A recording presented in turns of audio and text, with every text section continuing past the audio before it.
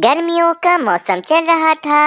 आम के पेड़ों पर काफी मीठे और रसीले आम भी लग चुके थे। वाह वाह कालू कवि, तुम्हारी पत्नी ने तो आम का रस बहुत ही ज्यादा स्वादिष्ट बनाया था। मजा ही आ गया पीकर तो। अरे तोते, इसमें रानी का कोई कमाल नहीं है। रानी तो हर बार ऐसा भोजन बनाती है जिसमें कोई स्वाद नहीं होता। ये सारा कमाल तो हमारे मीठे मीठे आमों का है। दूसरी तरफ मीनू चिड़िया आम के पेड़ के पास आती है और आम के पेड़ से कहती है, पेड़ भाई, आपका बहुत बहुत शुक्रिया कि आप हमें इतने मीठे और स्वादिष्ट आम खिलाते हैं। हमें तो आपके आम खाकर ही बहुत ज्यादा आनंद आ जाता है। मीनू चिड़िया, ये तो मुझे पता है कि मैं बहुत ही मीठे और रसीले आम देता हूँ, परंतु तुम भी तो कितनी अच्छी हो। तुम मुझसे कितनी बातें करती हो और मेरा कितना ज्यादा ख्याल रखती हो। मीनू चिड़िया की बहन कोमल चिड़िया भी थी, जो कि मीनू चिड़िया के साथ ही रहती थी। कोमल, मेरी शादी तो सोनू चिड़े से होगी और सोनू चिड़ा बहुत ही ज्यादा अच्छा और मेहनती है। वे अभी किसी काम से दूसरे जंगल गया हुआ है, लेकिन मैं चाहती हूँ कि तुम्हारी शादी भी किसी ऐसे चिड़े के साथ हो जो कि बहुत ही मेहनती और ईमानदार हो। वो तो ठीक है मीनू चिड़िया, परंतु अब तो जंगल में ऐसा कोई भी कुंवारा चिड़ा नहीं है जिससे मेरी शादी हो जाए। इस जंगल में चिड़ा नहीं है तो कोई बात नहीं, दूसरे जंगल से आ जाएगा। तुम बस परेशान मत हुआ करो। अगली सुबह हो जाती है। सब पक्षी आम के पेड़ के पास होते हैं।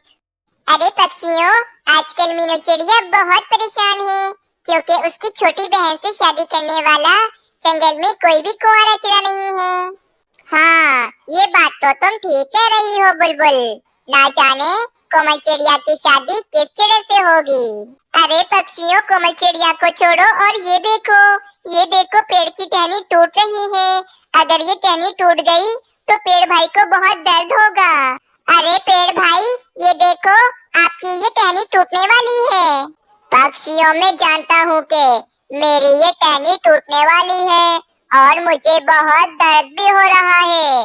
कल रात में एक मोटी ताजी चील मेरी टहनी पर आकर बैठ गई थी, जिस कारण ये आधी टहनी टूट रही है और अब तो बस ये टहनी टूटने ही वाली है।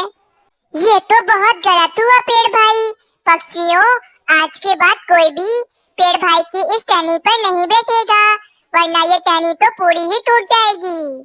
ठीक है पेड़ भाई, अब से हम ध्यान रखेंगे, कोई भी पक्षी आपकी इस टूटी टहनी पर नहीं बैठेगा। वहीं दूसरी तरफ उल्लू मीनू चिड़िया के पास आता है। मीनू चिड़िया, आज मैं तुम्हारे लिए ऐसी खबर लाया हूँ कि तुम खुश हो जाओगी। अरे वाह उल्लू भाई, तो फिर बताइए क्या खबर है वो। मीनू चिड़िया, तुम्हारी छोटी बहन कोमल चिड़िया के लिए दूसरे जंगल से एक बहुत पढ़े लिखे और अमीर घर का रिश्ता आया है और वे कल कोमल चिड़िया को देखने आने वाले हैं। अरे वाह उल्लू भाई, इस खबर ने तो मुझे खुश नहीं बल्कि बहुत ज्यादा ही खुश कर दिया है। परंतु मीनू चिड़िया, उन्होंने कल सिर्फ आम के रस की फरमाइश की है। कल तुम भोजन में उन्हें सिर्फ आम का रस पिलाना।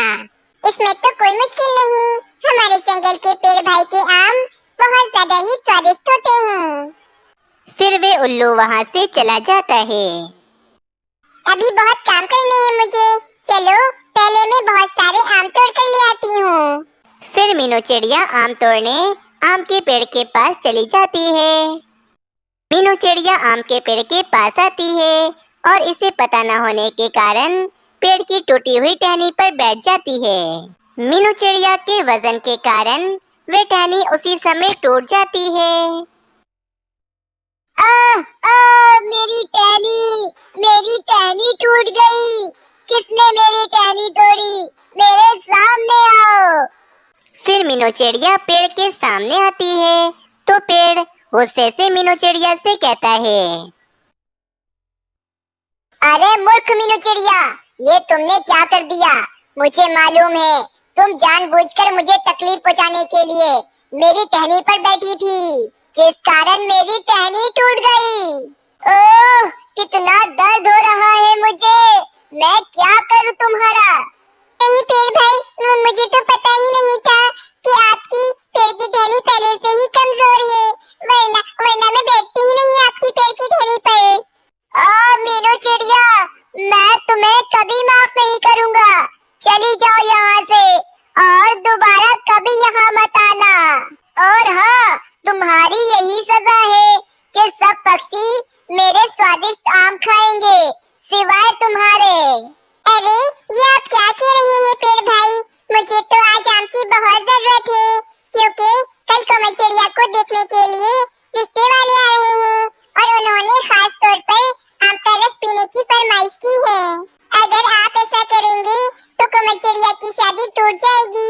आप कृपया करके मुझे अपने आम दे दें। मुझे बहुत गुस्सा आ रहा है मीनू चिड़िया, यहाँ से चली जाओ और आइंदा यहाँ फिर कभी मत आना। फिर मीनू चिड़िया उदास होकर वहाँ से चली जाती है और मीनू चिड़िया कालू कौवे के पास आती है और कालू कौवे को कहती है, कालू कौवे, मैं बहुत परेशान हूँ। मुझे तो पता ही नहीं था कि पेड़ भाई की एक टहनी बहुत कमजोर है, परंतु मैं मूर्ख जाकर उसी टहनी पर बैठ गई और पेड़ भाई की वे टहनी टूट गई, जिस कारण पेड़ भाई मुझ पर बहुत ज्यादा गुस्सा हुए और उन्होंने कहा कि आज के बाद मैं उनके एक भी आम नहीं खा सकती हूँ। तुम्हें पता है कि कल कोमल चिड़िया को देखने के लिए रिश्ते वाले आ रहे हैं और उन्होंने ये फरमाइश की है कि वे मीठा मीठा आम का रस पिएंगे, परंतु अब तो मेरे पास आम ही नहीं है। मैं उन्हें आम का रस कहाँ से पिलाऊंगी? कालू कौवे, अब तुम ही मेरी मदद कर सकते हो। देखो, तुम्हारे पास कितने सारे आम हैं, मुझे ये आम दे दो तुम।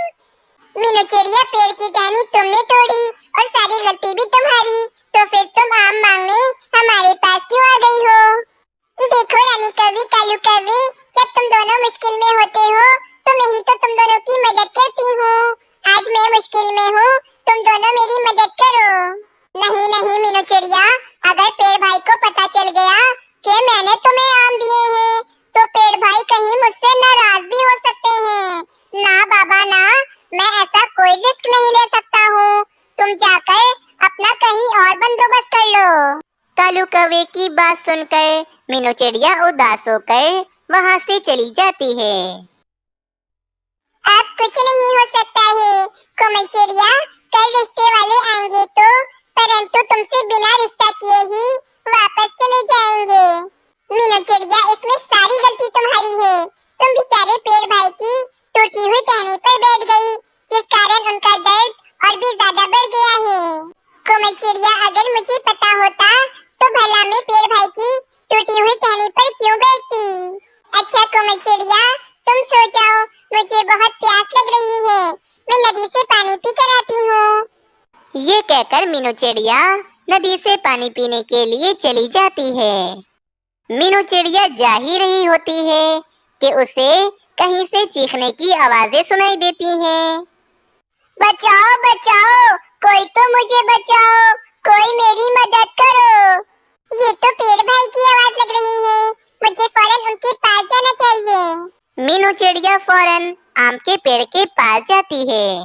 मीनू चिड़िया जब पेड़ के पास आती है तो वे देखती है पेड़ पर तो काफी सारी आग लगी हुई होती है